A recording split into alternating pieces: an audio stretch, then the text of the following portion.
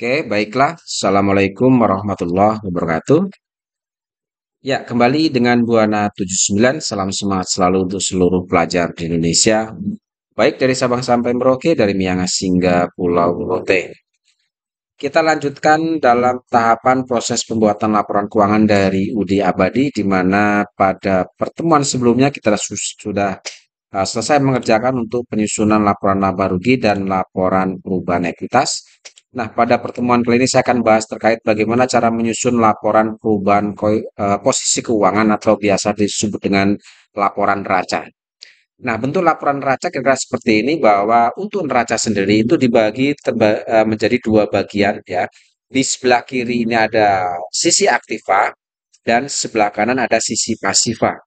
Di mana kita tahu bahwa sisi aktiva itu berisi terkait dengan informasi harta perusahaan.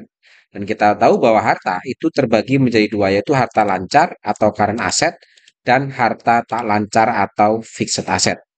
Nah, sedangkan di sisi pasiva itu berisi informasi terkait hutang ya, di mana hutang sendiri itu ada dua, ada hutang jangka pendek atau current liabilities dan hutang jangka panjang atau long term liabilities. Ditambah lagi bahwa pasiva itu berisi terkait modal perusahaan atau equity. Oke, baik, untuk mempersingkat waktu mungkin kita langsung saja untuk proses penyusunan laporan perubahan posisi keuangan atau laporan neraca. Kita mulai dari sisi aktiva terlebih dahulu atau sisi harta. Oke, untuk mengisi atau untuk menyusun laporan perubahan posisi keuangan, kita berpatokan pada data yang ada di neraca lajur. Ya, jadi sekali lagi untuk proses penyusunan neraca atau laporan neraca, ini kita mengambil data yang ada di neraca lajur, khususnya adalah kolom neraca di sini.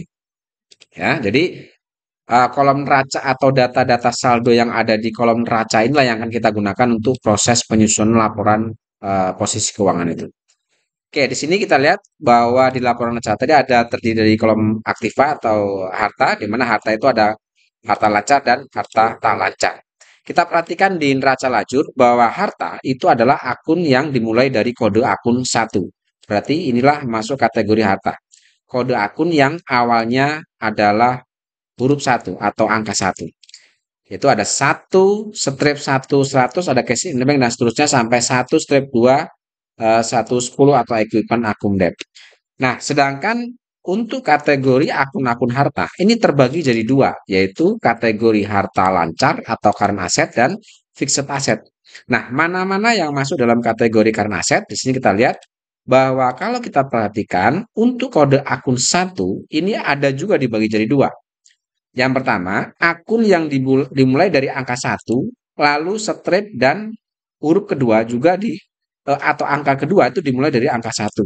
Kemudian di sini ada juga angka 1 atau angka pertama atau kodenya 1, lalu angka kedua itu kodenya 2. Nah, untuk yang akun 1 strip 1 ini adalah kategori akun harta lancar. Sedangkan untuk yang kategori 1 strip 2 atau yang dimulai angka keduanya adalah angka 2 itu adalah masuk kategori harta tak lancar atau fixed asset. Nah, sekarang kita masukkan dulu yang kategori akun-akun harta lancar atau yang diawali dengan angka 1 lalu angka kedua diawali dengan angka 1 juga. Dari mulai cash in bank sampai prepaid rent ini masuk kategori harta lancar atau current asset. Kita masukkan di sini. Ya, kita masukkan di sini sebagai akun-akun yang masuk dalam kategori current asset, yaitu akun-akun yang dimulai dari angka 1 lalu angka keduanya juga angka 1. Sedangkan untuk kategori akun yang kategori angka 1 huruf pertama, lalu angka kedua angka kedua adalah juga dia angka 2, ini masuk kategori fixed asset. Jadi equipment at cost dan equipment akun debt ini kita masukkan pada kategori akun fixed asset atau harta tak lancar. Nah, kemudian kita ambil nilai saldo dari cash in bank sampai prepaid rent. Nah, untuk saldonya sendiri, tadi sudah disampaikan di awal bahwa untuk saldonya sendiri, ini kita ngambil dari kolom neraca, berarti yang ini. Ya, kita lihat di sini bahwa untuk yang masuk kategori harta lancar atau current asset, itu adalah mulai dari cash in bank atau saldo cash in bank sampai dengan saldo prepaid rent. Berarti dari 1.100.000 ini Oke, kita coba perkecil. Ya, kita mulai dari 1 miliar sekian ini sampai dengan dua apa ini? 21.500.000. Berarti yang itu ya. Oke, berarti saldo-saldo inilah yang akan kita masukkan di kategori saldo harta lancar, yaitu dari cash in bank sampai dengan prepaid rank. Nah, perhatikan di sini ada satu saldo yang dia ada di sisi kredit. Kalau kita lihat di sini itu adalah untuk akun allowance for the full debt. Ini masuk kategori saldo kontra, di mana saldo kontra itu pengertiannya adalah saldo yang mengurangi nilai saldo normal. Sehingga nanti dalam proses penulisan di sini kita gunakan tanda min untuk allowance for the full debt ini. Oke, saldonya kita masukkan ke sini. Ya, mulai dari 1.127.260 sampai dengan 21.500 sesuai di sini. Ya, dari sini tadi ya. Oke, kemudian untuk yang allowance for the full debt yang saldo kredit di sini tercantum min 6.150. Dia pakai tanda kurung. Oke, setelah itu baru kita jumlahkan seluruh saldo-saldo yang masuk dalam kategori current asset ini. Saya letakkan di sini. Setelah saya jumlah didapat nilai 1.792.185.000. Ini yang disebut dengan total current asset. Oke, sekarang untuk saldo yang equipment at cost dan equipment accum debt, ini kita ambil nilai saldonya sama masih di sisi kredit. Kalau kita lihat di sini, ini berarti untuk saldo yang 22 juta, oke, dan untuk saldo yang 17 juta 200. Perhatikan di sini untuk yang 17 juta 200 ini adalah untuk akun equipment accum debt ini. Sehingga untuk equipment accum debt di sini pun kita tuliskan huruf min atau tanda min sebagai tanda bahwa saldo ini akan mengurangi nilai saldo normal ini. Oke, setelah itu baru kita jumlahkan. 22 juta dikurangi 17 juta 200. Ketemu nilai sebesar 4 juta 800. Itulah total fixed asset. Nah, sekarang setelah seluruh saldo current asset dan fixed asset ini diketahui berapa nilai saldonya, maka kita jumlahkan. Lalu kita letakkan di bawah sini. Ya, ini didapatlah nilai sebesar 1.796.985.000 rupiah. Inilah disebut dengan total aktiva atau total sisi aktiva. Seperti itu. Oke, itu untuk aktiva. Sekarang kita masuk yang sisi pasiva. Di awal tadi saya sudah sebutkan bahwa pasiva itu berisi informasi terkait akun-akun hutang dan akun-akun modal. Nah, hutang itu diambil dari atau dibagi atau dibagi menjadi dua bagian yaitu current liabilities atau hutang jangka pendek dan hutang jangka panjang. Hutang jangka panjang. Oke, sekarang kita lihat di neraca lajur. Kembali kita ke neraca lajur. Ya, baik. Di sini akan saya coba kembalikan bahwa hutang, kalau tadi harta dimulai dari kode akun 1, maka untuk hutang itu adalah akun-akun yang dimulai dari akun yang kodenya 2. Berarti yang ini. Ya, oke, berarti yang ini. Nah, sedangkan untuk akun hutang sendiri tadi dibagi menjadi 2, yaitu hutang jangka pendek atau current liabilities dan hutang jangka panjang. Nah, untuk membedakan bahwa itu adalah akun-akun hutang jangka pendek dan jangka panjang, cukup kita perhatikan kode akun yang kedua.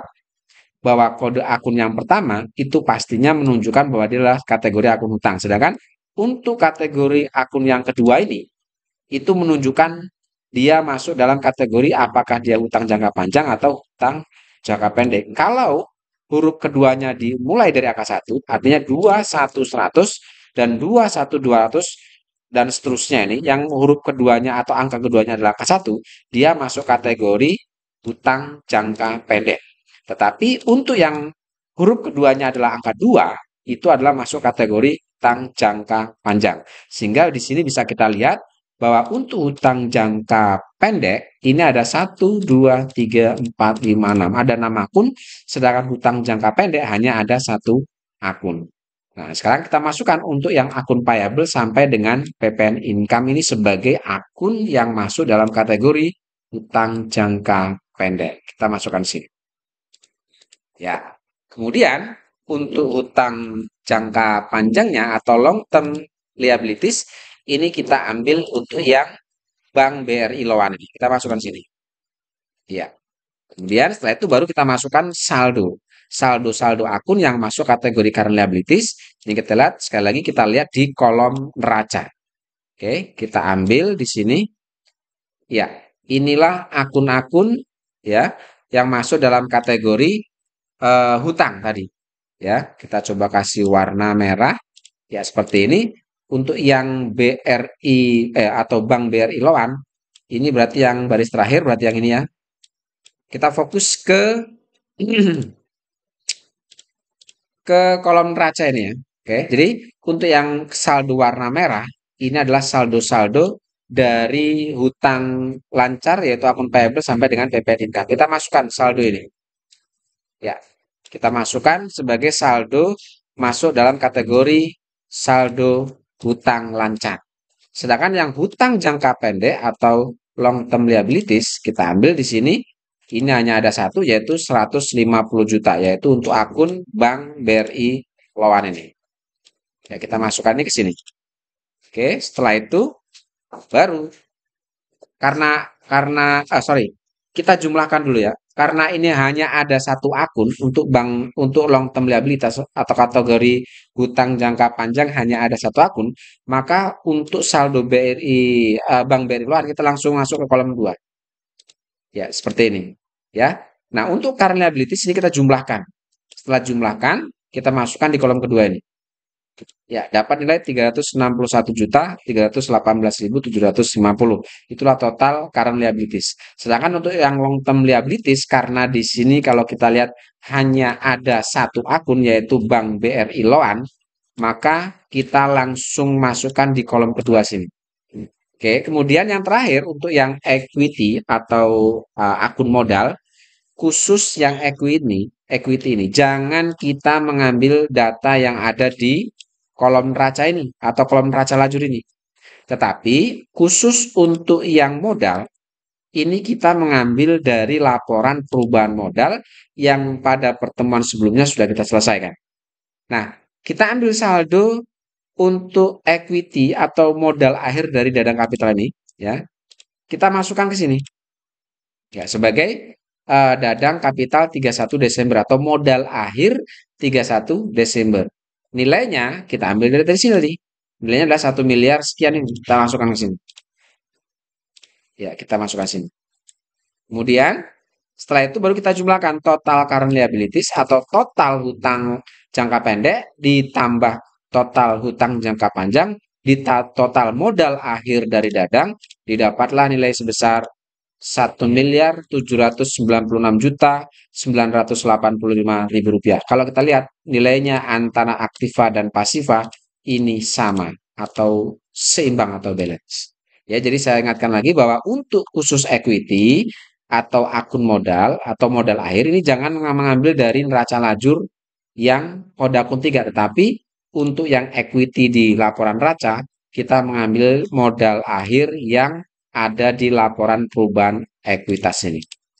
Ya, saya rasa itu ya jelas cukup mudah dan mudah-mudahan ini bisa membantu dalam proses pembelajaran di rumah. Terima kasih. Assalamualaikum warahmatullahi wabarakatuh.